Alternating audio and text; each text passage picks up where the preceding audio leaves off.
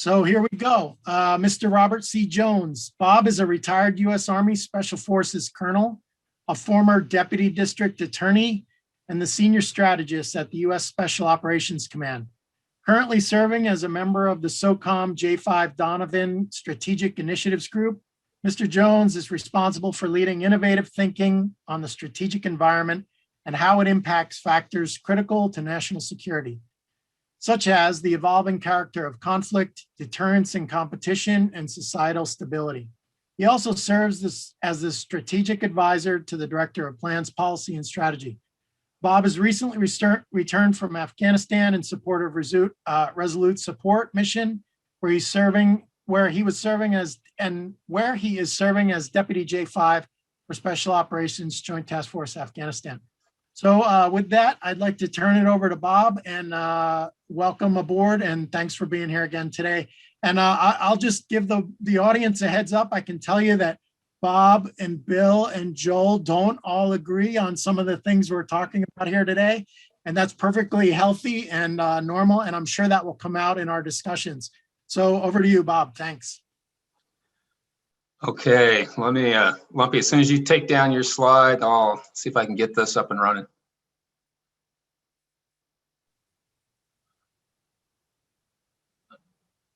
All right, we see your slides. You're good to go. Okay, great. All right, hey everybody, thank you for this opportunity. It's always great to re-engage with my SOCPAC brothers and my Indo-PACOM brothers. It's been a few years. I've spent the last 11 or 12 at SOCOM, but the 4 before that I spent out there working with Joel and working with Lumpy and Bill, and it was a great foundation, frankly, for thinking about a lot of problems that are going on in the world today. What I want to do today is talk less about what I know, and probably more about what I think, and a little bit about how I think.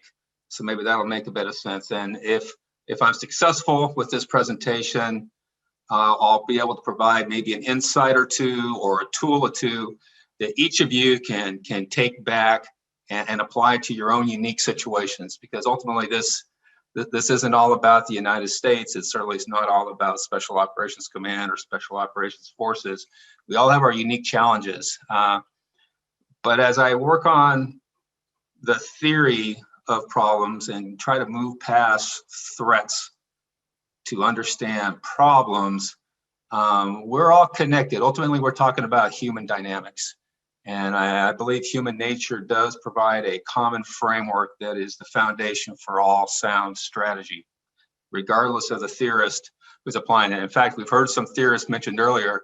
I would add one more. If you look at Clausewitz and you look at Sun Tzu, you look at Thucydides and you ask, why does these guys' work stand the test of time? Why does their work have a universality that allows you to apply it to a variety of situations, as opposed to a strategist who participated in 1 or 2 conflicts and kind of wrote about his experiences? It's because their work, I think, very strongly tries to get past the facts, get past the tactics, and gets into the nature of the conflicts, lessons that they derive from the conflicts they participated in. All right, so with that, let's click right on forward. So this ultimately, this is where we all are. This is you, this is me, this is the planner, this little X, we're stuck in the middle, and planning is everything above us, and designing is everything below us. So in one direction, strategy is the height of command. How many stars does your boss have? Where do you fit in the infrastructure? But in designing, I think strategy is in the depth of understanding. And this is a fixed triangle, just a funnel of information that comes down onto the planner. This is where the right answer lives. And down below, this is a much more permeable space where nothing is fixed. So everything is being pushed down, is codified, is constrained, is structured, is compromised based on who is the biggest guy who slapped the table on a definition or some particular perspective. It's nested and it's directed. And so I think of this as the land of Ed, and this is the land that planners work in. And I'm not a planner, but this is where the right answer resides as well. So if someone ever asks you, what's the right answer? Well, the right answer is up there. It's what the commander said, it's what the strategy says, it's what the plan says. All of those are the right answer. But in my aspect of strategy, where it's more design focused, it's more in pursuit of, well, what's the good answer? Now, hopefully the right answer is also the good answer. And in your work to explore to the depths of understanding, ideally, you're going to validate the right answer. But particularly in times of tremendous change like we're living in today, you're going to find places where there's aspects of the right answer that were tied to a data point that probably isn't valid anymore. And you can get caught with aspects of the right answer that are not very good. So when you're planning, you're converting assumptions back into facts, and you're turning theory into knowledge. It's all black and white, it's clean, it's crisp. But when you get down below here, it's a spiral process. It's unknown, unconstrained, it's unstructured, unconventional, uncompromising, unsettling often, particularly for those who are too rigidly tied to the right answer and their place in the hierarchy. And it's about understanding. And this is the land of and this is the battle, that all of us should be in as we're working in our respective areas and countries and fields to try to get to understanding, try to get to the best right answer, to find out, understand things to the best of our ability, and try to make good answers as good as possible. But down here, you're deconstructing, right? You're turning those facts. When someone says, oh, this is what war is, this is, ideology causes terrorism or insurgency, whatever. There's a lot of facts that when you really put a microscope on them, it turns out they were just calcified assumptions that have been carried forward and often unchallenged or inadequately challenged. So you convert those facts back into assumptions, and you put the microscope on them, and you challenge, is this truly a fact, or is this just something we've carried along because it's always been in my kit bag? And you're turning your knowledge back into theory. The second you know the answer, you're probably wrong, particularly in the current strategic environment. So at SOCOM, my command, they talk about actions on the objective. That's the X. And so they say, hey, we're not doing as well as we would hope to be doing. So how do we redefine the X? My position is that first, you have to solve for why before you can redefine the X. So that's where we're going today. We're going to try to solve for why. Why are these things happening? Why are they happening the way they're happening? Why is it that various approaches that were relatively successful at one point in time are less so today? Now, I was asked by the Army War College to give a presentation to their international students group, and they wanted to talk about how do you convert from policy to action. So I drew this real simple box, but I think it gets to some important points. And if I'm put to task to ask what is the most important aspect about policy for the United States of America, it's maintaining leadership of the rules-based system. And this is why when people are asked about threats, they'll point to China as the greatest threat, because frankly, China is the nation who is adversarial to many of the positions and perspectives and culture and philosophies of the West, that's most likely to be able to supplant us as a leader of the rules-based system. But I would also point out this is competition, and competition isn't all about threats. So if who else could potentially supplant the United States as leader of the rules-based system? I'd look to the European Union. Now they got their challenges right now, and obviously many issues tied to immigration coming out of Africa and other places are causing them to struggle amongst themselves internally. But when the EU gets their act together, it may be them that supplants the United States as a rules-based system. So competition is not about threats in war. It's about maintaining your place in the system. And for the United States, this is the place we want to maintain. You move down to strategies and plans, and we describe this as what we call competition. Frankly, it's not defined very well what competition is in our strategy documents. But for me, competition is peace. It's just that day-to-day struggle. And I will tell you, peace is messy. Peace can be very violent. All right, it doesn't mean that it's not dangerous and people are not acting illegally, but I think it's important to appreciate that competition isn't about tripping or locking the opposing team in the locker room so they can't take the field to compete against you. Okay, it is a competition and you need to play the game. The intelligence community then steps in, and of course they want to identify threats, and they've identified 5, and they're for us, and they're in our strategy. And then the operators, they want to define the X. So lead the rules-based system. We're calling this competition. We've identified 5 named threats, and we're trying to figure out how do we and what do we do to be effective in this competition. And this is a challenge, and everybody's looking at this slightly different depending on where they are in the system. All right. So this is an old slide, really, 2014. At the time, Lieutenant General Charlie Cleveland was commander of United States Army Special Operations Command, and he was trying to figure out how to best frame what special operations forces do.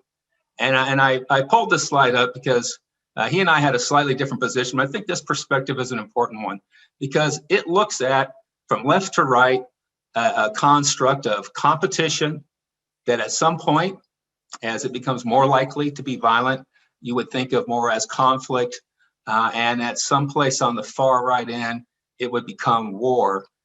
And across this construct, we had this idea in 2014 of irregular warfare, a violent struggle among state actors.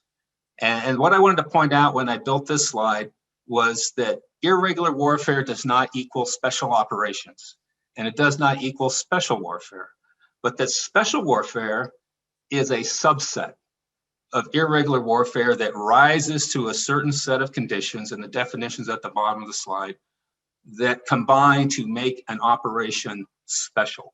And I think this is a good definition. A lot of definitions, I think, in our doctrine are found wanting, but this one's pretty good. And I'm not going to read it to you, but it's important, I think, that as we go forward and we talk about gray zones and people talk about how do we weave irregular warfare into competition, that we are able to distinguish that special operations is a very discrete subset of irregular warfare. Well, what does this mean? This means that competition cannot be the services dropping all their baggage on irregular warfare and running off to do what they want to do in terms of preparing for war and deterring war of a more traditional nature, because frankly, the vast majority of irregular warfare is a conventional mission and it needs to be done by the conventional force.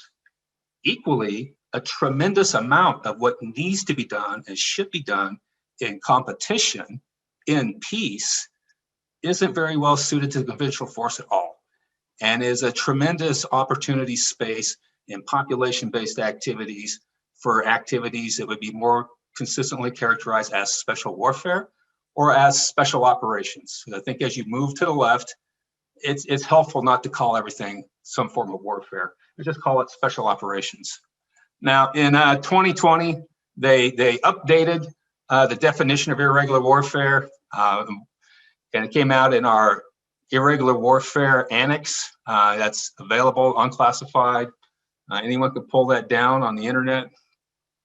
What did they do? Well, in the strategy, in the National Defense Strategy, we were directed to apply irregular warfare across the spectrum of competition, apply it to all the named threats in the strategy. But recognizing that not everything in competition is violent, they had a conundrum. So they simply took violence out of the definition. So the new definition of irregular warfare is a struggle among state and non-state actors for influence populations and legitimacy. Frankly, that's almost the definition of democracy. Now, if everything's fair in that dynamic between governments and populations, dynamic between states, democracy. If the state is to apply coercive power onto populations to deny them full participation, well, now you're moving into the realm of tyranny, all right, in this type of competition. On the other end, if a population feels compelled to move into illegal activities, perhaps violent activities, to coerce change on government, now you're moving into the realm of insurgency. So within irregular warfare, within this definition, I think it's helpful if you think about there's this full spectrum. Much of it is just democracy. It's just competition. It's just give and take, yin and yang, between states, between populations and governments. It's taking place all around the planet every day. If you got populations moving into illegal activities like we saw throughout the summer in illegal challenges to the Trump administration in the United States, we've seen these challenges in Hong Kong. We saw it on the 6th of January when supporters of President Trump acted illegally to try to coerce change on the government. You're moving into acts of revolution. This is not something any system of governance is immune from. Some have better mechanisms than others. Some have more mature democracies than others. But in the current strategic environment, this is a challenge we all need to be aware of. Some governments are turning to tyranny to crack down on insurgency. I think that's a mistake. I think that's a mistake adversaries of all the named threats in the current national defense strategy are making, because they make themselves more brittle.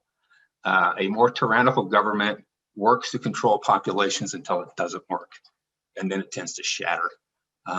So we may be facing, I think, brittle opponents in our named threats. And whereas the United States, as an example, it can look pretty chaotic, particularly with our open media, and we just lay it all out there. But that is how a society works out its kinks and issues, and it looks chaotic, but it's an aspect of resilience. Okay, so where does this get us? I think what's really important is at this point we gotta look to what's really causing instability in the world today, and what are the vulnerabilities and what are the opportunities in this instability? How does the society work to immunize itself from instability or the exploitation of their instability by a different actor, whether it's a state or non-state actor? Or how do you look for opportunities, perhaps create new lines of deterrence to prevent a state actor like China from doing things you don't want them to do? They know where our red lines are. And it's not that China's afraid to fight us. They're too smart to fight us. It's totally counterproductive to their strategic endgame to get into a fight too soon. Okay, now they might as a coup de grace, or they might because somebody miscalculated, us or them. Okay, but in the near term, they're more likely to look for other means to advance their interests and work to achieve their goal of becoming leader of the rules-based system. And before we dive into this slide, I think it's worth pointing out that the last time leadership of the rules-based system shifted, it shifted from Great Britain to the United States. And of course, we weren't their enemy. We were their greatest ally. We forced them to give up control of the rules-based system in exchange for national survival. It's a tough business, right? So we just need to remember this. China need not defeat us to beat us. There does not have to be some major conflict or war. All it takes is for global confidence to shift from the United States to China. If enough of the world believes that their interests are best served under a Chinese system and Chinese rules, or an EU system and EU rules, then they will just shift and it'll be over.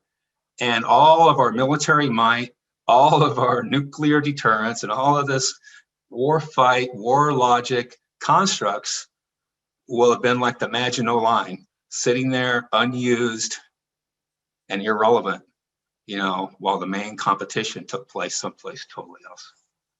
All right, so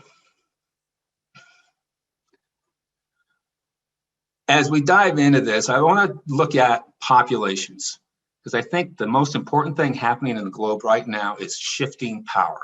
Power is shifting from between state actors. You have rising China, you have a fairly dormant United States, you have other rising powers. Mexico is a rising power. Canada is a rising power. Brazil is a rising power, right? There are many countries in Asia as well that are relatively rising against each other, okay? This isn't a bad thing. But when this happens, when there are rapid shifts in relative power between actors, it creates the opportunity for instability, miscalculations, and potential conflicts. There is also a shift occurring, relative power between populations and governments, and this is happening everywhere. Populations are informed and connected like never before, and they are aware of the opportunities, and they feel empowered to do something about it.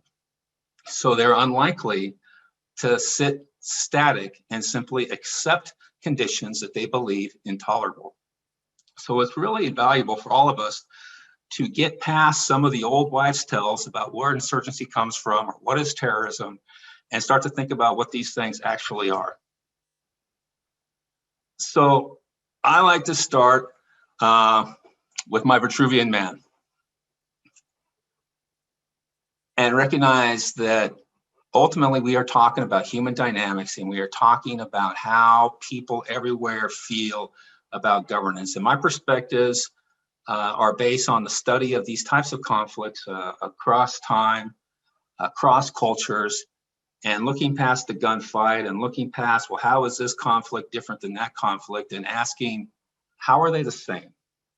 Are there commonalities? Is there a fundamental thread that we can pull that gives us clues to look past the threats and look past the bias of the state actor, look past the bias of the author or the victor, and try to understand the nature of the problem?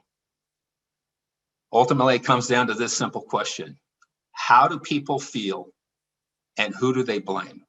How does China feel about having their sovereignty defined for them by others and being basically constrained into the Asian continent? And who do they blame? They blame the West. They blame 100 years, right, of shame, how the West colonized them and treated them and got them addicted to heroin because the British didn't want to pay cash for their tea, because that was totally counter to the British colonial model. We need to ask these questions, and we got to get outside our own lens, get outside our own bias. We need to dive down and do that spiral process and try to understand these things through the lens of the state or the population that you're studying. A critical perspective is this one here: popular legitimacy. Do people recognize the right of some system of governance to affect their lives? That could be a formal governance or informal. It could be domestic, or it could be foreign. The foreign policy of the United States affects populations, affects governments around the planet every day. Are we fully cognizant about how people feel about how our policies affect them? Are governments fully cognizant about how the various identity-based populations within their span of influence, how they feel about the governance affecting their lives? Do they recognize their right to be in charge of them? Legitimacy, popular legitimacy, can be absent from inception. Like say, like in Afghanistan, where a government is formed by a foreign invasion and the foreign power staying and creating a government for the population, or it can fade over time. And you see this in places like perhaps Saudi Arabia, where a population that's evolving rapidly in their expectations of governance has different perspectives now of the role of the Al Saud family as having the right to govern them in ways they always have. The examples are countless, and we just need to be aware of this. This is incredibly important. Do people recognize the right of some system of governance to affect their life? Do they feel that the governance that's affecting their life is doing so in a way they think is appropriate? Do they perceive themselves to receive justice under the rule of law as it's applied to them, as it's applied to the populations that they identify with? Do they feel that they are treated with dignity and respect equal to similarly situated populations or similarly situated countries? Do they feel empowered? Do they feel like they have trusted, legal, certain, and effective mechanisms to address grievances when they arise? Or do they feel forced to act out illegally or perhaps violently to address their grievance? If you can nurture all of these perceptions in a population, then you can get to trust and you can get to stability. But if any of these perceptions are not there or they are negative, then you have the potential for instability. Now, when I try to envision this in a system of governance where you have many populations that are being affected by a government, each forming around different identities. It could be based on religion. It could be based on ethnicity. It could be a rural-urban divide. There are many different ways that populations can differ in how they identify and form in ways that are critical to the stability of a society. But I like to think of this as managing the circle of trust. And in this simple example, we have a government. It has military or security forces, and there are 4 populations. And 2 of these populations are resilient. They are largely satisfied with the governance affecting their lives, and they are inside the circle of trust. And if someone comes along, either internally to try to exploit them, they're unlikely to listen to their narratives. They're unlikely to pay attention to efforts to radicalize them, if you will, because ultimately people are radicalized by how they feel about the governance affecting their lives. Narratives are simply a tool to tap into a population that has been radicalized in such a fashion. And this gives us our 2 exploitable populations. These two demographics, for whatever set of circumstances or facts, maybe doesn't recognize the right of this government to be in charge of them, or doesn't think it's doing its business in a way they think is appropriate, or perceive themselves to be treated differently within the justice system, or to be treated as lesser than other demographics in terms of dignity and respect, or they feel like they've been denied tools to empower them to act legally to address their grievances. All of these factors can contribute to move a population outside the circle of trust and make it exploitable to internal and external actors. So when these conditions exist, insurgent groups will emerge. If you defeat the insurgent group, another group will emerge, because ultimately it's the grievance in the population, it's the energy in the system. All right, so this is natural. So groups will emerge and they will tap into this grievance and try to leverage it to advance their agenda. Now, I think an important point is that the insurgent group will often come from the population whose grievance they are exploiting, but they do not necessarily represent that population group. So you have to separate, here's a little bit of Malaya, you have to separate the insurgent from the population, not physically so much, but mentally you need to appreciate that the insurgent is an organization that has its own objectives, and they are a symptom, and they are tapping into a grievance of a population to advance their own agenda. And it may not be in the interest of the population that they're tapping into. Now, as an external actor, you show up to a situation like this. If you perceive your interest to be secured by this particular government staying in power, we conduct what we call in the United States foreign internal defense. And this is those efforts to help preserve a government in power and help them to deal with internal threats or external challenges. So now this is a blue actor. Now this is our first outside the system. All the green actors are all part of the system. They are all organic to this space. You'll also have external actors will show up. We call this unconventional warfare. And in simplest terms, unconventional warfare is any activity to leverage the insurgent energy in a population governed by somebody else to advance your own interests. And state actors have been conducting unconventional warfare forever. And if you have a situation where you have populations that are outside your circle of trust, you have conditions where internal actors, insurgents will tap into that to destabilize you internally, and external actors can come and they can tap into that energy as well to cause you grievances. New to the playing field are non-state actors, Al-Qaeda, ISIS, Al-Qaeda and ISIS also conduct unconventional warfare. To call this insurgents or terrorism, or to call them terrorist groups, is simplistic. All right, and it's not very accurate. It's a tactic. Terrorism's a tactic. But what they are non-state political action groups conducting a blend of unconventional warfare and terrorist tactics to advance their agendas. And they will seek insurgent groups of like-minded. They will seek populations that are like-minded. Now, these two groups are primarily, of course, linked to Sunni populations that have grievance.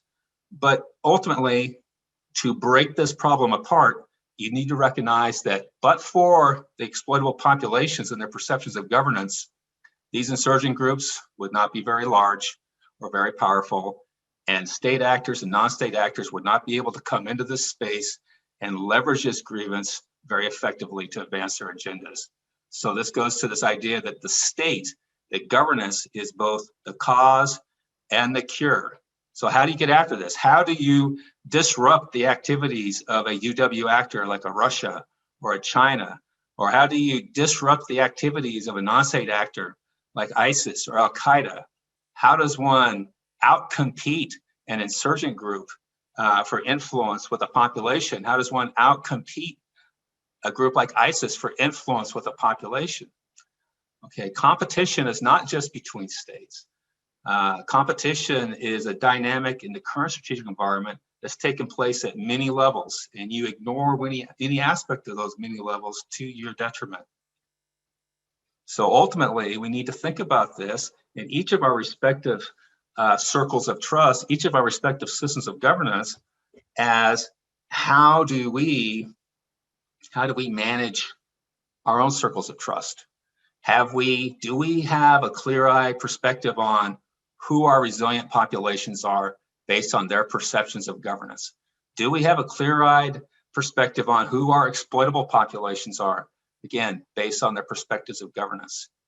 And in a place like the United States, the populations that were resilient under President Trump are the populations that are exploitable under President Biden.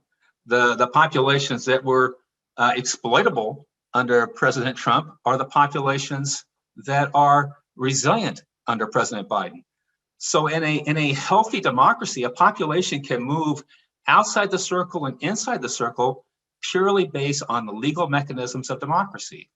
It's where those legal mechanisms are distrusted, ineffective, or absent that a population comes to believe that their only option is to act out in ways that are illegal and potentially violent and incredibly destabilizing to a society. So let's break this down in a little more detail. Let's put governance in the middle and think about how governance radiates outwards and affects populations within a system. And we're going to look at these ideas of crime, revolution, and stability. We're going to break down this idea that bad laws foster crime, poor governance fosters revolution, and that good governance fosters natural stability.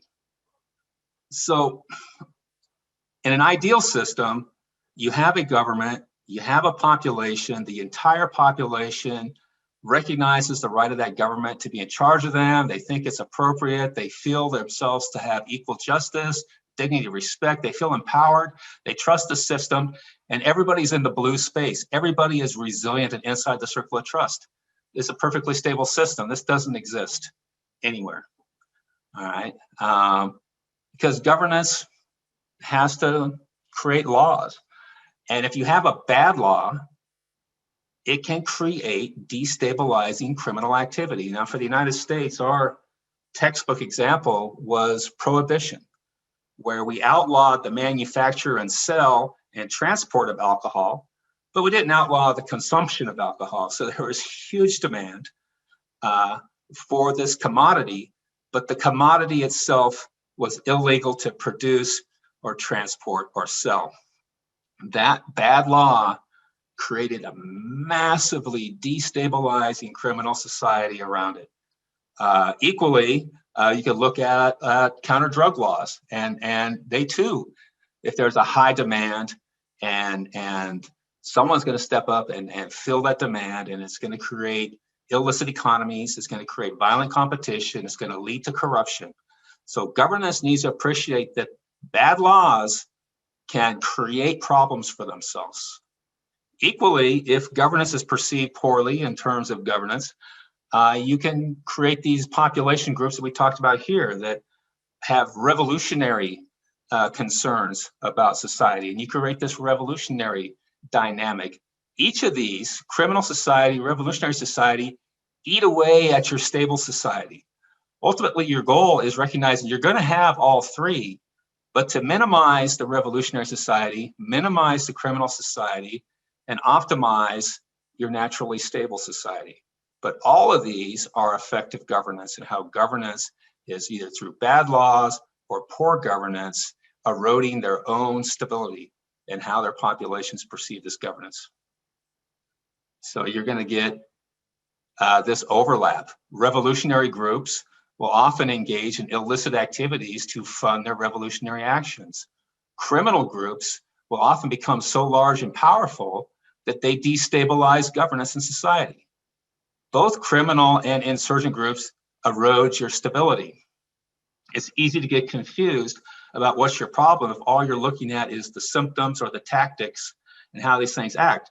Ultimately, this is illegal for profit, primarily, and this is illegal for politics. And yes, they both step across those lines, and there is this middle space where both exist. But if you're trying to devise a solution, you have to ask yourself, what is the primary purpose for action? Because that's where your most effective solution is going to lie. To say you have a narco insurgency in Central America or Mexico is incredibly inaccurate, and it's going to have you thinking in terms of revolutionary cures to try to apply to a criminal problem. You have to break it apart, and you have to be honest with what you're doing. So come back down here to how do we get to durable solutions then? How do we deal with this? Your main effort, main effort, it has to be on fixing laws, all right, and perceptions of governance to expand the blue space while working to minimize the yellow space and minimize the red space. You're always going to have segments of your population that aren't down with the plan, or that feel themselves to be discriminated against, or feel themselves to be under conditions of injustice. You're not going to make this go away, but you can work to minimize it. But if you're blaming it on ideology, if you're blaming it on some rogue actor who's come in like a Pied Piper to lead a population to their doom, you're just blame shifting, and you're not going to be successful. Similarly, you have to have laws. You know, you can't, and many of those laws are going to create illicit economies and are going to create violent competition, but you need to do that knowingly, and you need to do that wisely, and work to minimize those illicit market spaces that you're creating as you're working in this demographic. And for us in the security forces, our supporting effort, what's our role? There is no win here. There is no military win. There's no threat to defeat and cause this problem to go away. Ultimately, all we can do is create time and space for governance to understand perceptions of governance and work to improve their governance to reduce this space, and for them to understand the criminal market spaces that they're creating and work to improve laws to the best of your ability. Everybody has their own culture and issues that you're going to have to work through to minimize this space and optimize the blue space. Create time and space and mitigate the symptoms. We can mitigate the violence and instability caused by revolutionary activities. We can mitigate the violence and the instability caused by criminal activities, but we can't cure it. Ultimately, that comes down to governance. Okay, let's look at this slightly differently. Now let's put the population in the center. And if the population's in the center, what does this look like? Well, you're going to have a host nation. Every population, they're part of some sort of society, often part of a state, and there's a host nation governance, and they're going to be affected by the governance of their own country. Now, if that governance is perceived positively, then it will lead to stability, and it will lead to a population that's resilient and inside the circle of trust. But if that governance is perceived negatively, then it's going to lead to these exploitable populations that are outside the circle of trust. So host nation governance either puts stability into the population or it puts energy for instability into a population based on how that governance is perceived. It's not how it's intended, it's how it's perceived. Ultimately, what the government thinks is irrelevant. It's how the population feels that you have to deal with. As a foreign power, the United States will come into a space and we'll be working with a partner, and our foreign policies will also affect populations. And if our foreign policies are perceived positively and appropriate, it creates influence for the United States, stabilizing influence, lubrication for our foreign policy, so that we have to use less coercion to advance the issues, goals, and agendas of the United States of America, so that we can lead the rules-based system without having to put a heavy hand on the system. As we've seen in the post-Cold War era, this increasing application of military force is not a measure that we are at war. It's a measure that our foreign policies are increasingly out of step with a rapidly evolving world, and we're having to use more and more coercive force. Ultimately, that's a failing approach, so we have to step back. And I see very positive notes in the latest interim strategy released by the Biden administration. And so I'm optimistic that we're looking at how do we engage the world as a leader of the rules-based systems in ways where we are putting positive influence into the populations we affect and not creating exploitable energy for resistance. So internal political energy for conflict, revolutionary. Based on some sort of external force, resistance. And we need to appreciate this. You don't have to physically occupy to create a resistance effect in a population. One can occupy by policy. And we see this around the globe today in the post-Cold War era, where the United States and our foreign policies is approved inappropriate in many societies, and it does create a resistance effect. And the UW campaigns of Al-Qaeda and ISIS rely on both. They rely on revolutionary energy against the host nation government, and they rely on this resistance energy against the foreign policies of those external powers who support those governments, or perhaps enable them to act with impunity or not feel like they have to listen to evolving populations and make necessary changes. So along comes the exploiter, and they use their ideology not to create the problem, but to exploit it, to leverage it for purpose. But if there is no revolutionary energy, if there is no resistance energy, these external or internal actors, it could be an internal insurgent group or an external UW operative like Al-Qaeda or ISIS, there's little energy here. If the populations are inside the circle of trust and resilient, their efforts will fall flat. This is how Che Guevara was ultimately rolled up in Bolivia back in the 60s. He had a confused idea of insurgency. He felt he could take a communist ideology and he could start a political fire in the middle of South America and it would spread to the four corners. But he did not understand that the population he was engaging was largely resilient. All right, so his efforts fell flat. So you have revolutionary energy into a population, resistance energy into a population, and you get exploitation energy through ideology into the same population. Ultimately, as we're talking about managing the circle of trust, we can only do so if we understand an appropriate role of security forces, if we understand the role of governance to create revolutionary energy, criminal society, or stability. If we understand that host nation can either put positive, stabilizing influence into a population or destabilizing revolutionary energy into a population, similarly with our foreign policies. Okay, now we've been talking about China. China's going out and more aggressively engaging the world. Now you got to ask ourselves, as China is engaging for influence in places like Southeast Asia or Africa, are they simply enriching some corrupt host nation government to the detriment of some population? In many places, I think yes. All right, this is a short-sighted strategy on their part, I believe, and ultimately it creates opportunities. This doesn't have to be a VEO exploiting revolutionary or resistance energy.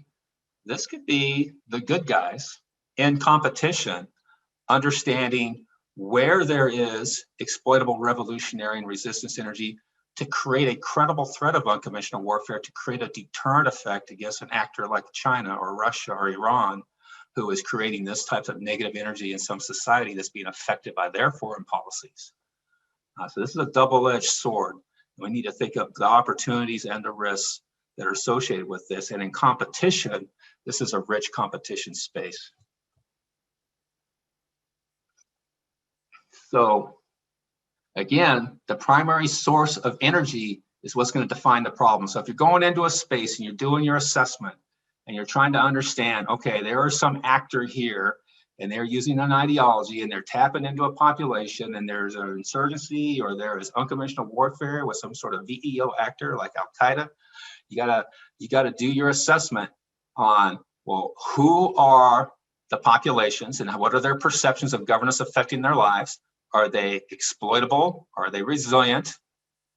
What is the aspects of host nation governance creating that negative effect? What are the aspects of your foreign policies that are contributing to that negative effect?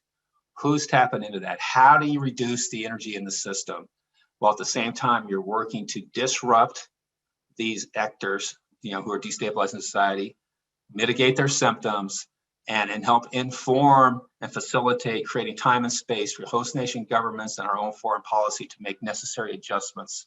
And in the current strategic environment, things are changing so fast and things are so connected. We cannot just sit on ideas of what right is or what good is. We got to constantly be thinking about what's the right answer, and is it still a good answer, and how do we make those adjustments to reduce this exploitable energy. And this last box, I think, is just really important for us to appreciate, because often, American exceptionalism is a great thing, but it does not make us immune to the laws of human nature. So I think it's important to appreciate that any government created and or sustained by a foreign power over the express objections of its own population is at some level a collaborator government and de facto illegitimate. Now that hurts our feelings because we like to think of ourselves as the good guys. And often I think our intentions are pure, but like I mentioned earlier, it doesn't matter what the host nation or the external actors' intentions are. What matters is how their actions are perceived. And if they are perceived as inappropriate, the people you're working with are becoming more and more collaborator, and those who are against what's happening are going to perceive this as being de facto illegitimate, and you're going to have a problem on your hands. All right, and the old days of king making, the Humpty Dumpty strategy, the old playbook, for thousands and thousands of years, great powers went out into the world. And China has the old playbook too, so they're making their own mistakes, is to go out into the world where you perceive your interest to manifest and use your power, use your influence to impose your will onto that space and the people who live there, and create or adopt some host nation government to exercise your interests through, and then just simply protect that government against all challenges, foreign and domestic. That's the old playbook. That's Humpty Dumpty up on the wall, given that guarantee. Don't worry, if you ever fall, we'll send all the king's horses and all the king's men and put you back on the wall again. In the current strategic environment, we need to realize that control is becoming an expensive liability, and that influence, not how do I get people to do what they otherwise would not do, influence the verb, but influence the noun is what's the new coin of the realm in competition. It's how are we perceived? Are we perceived positively? How do we engage a foreign population? How do we work with a foreign government in ways where our actions will be perceived positively? Ultimately, we're not competing against an actor like China. We're not competing against an actor like Al-Qaeda. A government's not competing against an insurgent group. You are competing with. You're competing with those entities for influence with your own populations. You cannot just assume influence. So I got a handful of tenets, and we'll start moving towards wrapping this up. But I think, and I wrote these through my own lens, but take the ones that work for you. But I think as we go out, whether you're engaging your own population or you're engaging with a foreign population, ultimately, we want to be perceived as the partner of choice with everyone, okay? Not just with the government, but with populations. And here's one that makes people nervous, with insurgent groups. If a insurgent group or a population that's exploitable and perceiving itself outside the circle of trust cannot turn to the banks of good governance, they will turn to the loan sharks of instability. And the loan sharks of instability are those rogue actors, those rogue states, those violent extremist organizations. They're going to say, won't you, but we will. You just need to help us. We've been playing into their hands. So this is very difficult in this evolving strategic environment. You can't just simply give a government a blank check to say, like, don't worry, we're just going to keep you in power no matter what. Instead, we have to adopt more of a mediator mindset, not pick winners and losers, but go to those governments and say, hey, look, we're going to create the space, create the table where all the actors in this very dynamic competition environment can come to the table and work things out and move to a new space. It's not preserving the old, it's moving to a new that we can live with. All right, we have to be interest driven. We have to remain neutral in terms of outcomes, keep our finger off the scale to the best of our ability. This is an agnostic realism, and it demands allowing self-determination. Self-determination was part of FDR's basic platform coming out of World War II, along with the end of colonialism, but it was an early casualty in the Cold War as we became focused on containing a Soviet threat. We began compromising the self-determination of other people, rationalized by our fear of a greater danger. We do not want to allow a fear of a greater danger with China to cause us to once again compromise the evolving self-determination of important partners and allies around the planet. Help people to be a better version of themselves, not a lesser version of us. Assume risk, allow things to happen that we might not be comfortable with, that we have the power to change, but that we should not. Be focused on these population governance relationships and recognize that most threats are symptoms. Recognize there's no military win. All the military can do, again, disrupt and mitigate violence, create time and space. That every actor's status is situational and conditional. A Saudi citizen who's a member of Al-Qaeda is a revolutionary when he's home in Saudi Arabia, but if he goes to Africa on a UW mission, then he's a terrorist. But if he goes back home, he's an insurgent again. And we have to be comfortable with the ability to recognize these changing statuses, because it allows us to create off-ramps, and that where you can offer a person who maybe joined Al-Qaeda to off-ramp, take themselves off the target list, or an organization that chose to work with a group like Al-Qaeda to take an off-ramp, disavow that relationship, pick a different relationship, then work within the rule of law to address their grievances. In the United States, we need to be the ones in competition that are offering populations legal mechanisms to have more healthy and effective conversations with their governments. Disaggregate threats by how they're fundamentally unique. Don't bundle them by how they're superficially similar. The intelligence community loves to bundle. It's strategically counterproductive. The ops community likes to bundle. If you can bundle a bunch of dissimilar actors who act similarly together, then you can smash them with one big hammer and you win, right? No, it's the cat in the hat comes back, and pretty soon the whole yard is pink. You can't just keep attacking the symptoms, and bundling is strategically illogical, counterproductive. We are competing for influence, control, and expensive liability. Ultimately, if our expressed values as a nation and our actions and our words can be one straight line drawn through them. Here's what we say we stand for. Here's what we say we're doing. Here's what we're doing. That can build influence. But if what we say we stand for is different than what we're doing, and if what we're saying we're doing is different than what people see us doing, that's going to burn influence. All right. And we only have so much. I think we've been trading altitude for airspeed since 1949 in our containment activities in terms of influence. And now in the United States, as we move forward, we have to think about how do we engage the world in ways that foster positive influence and make that our number one metric of a successful campaign. Are we building influence through its actions, or are we burning influence through its actions? Because if we're burning influence, we're either in the wrong place, or we're doing the wrong thing, or we're doing it the wrong way. All right, maybe the place is important, but we need to change how we think about the problem and how we think about our solution, so that you can sit back and say, yes, who we say we are, what we say we're doing, and what we're doing all match up. What's the center of gravity? I think it's political grievance that's critical in nature, okay, and that a population believes is legally unresolvable.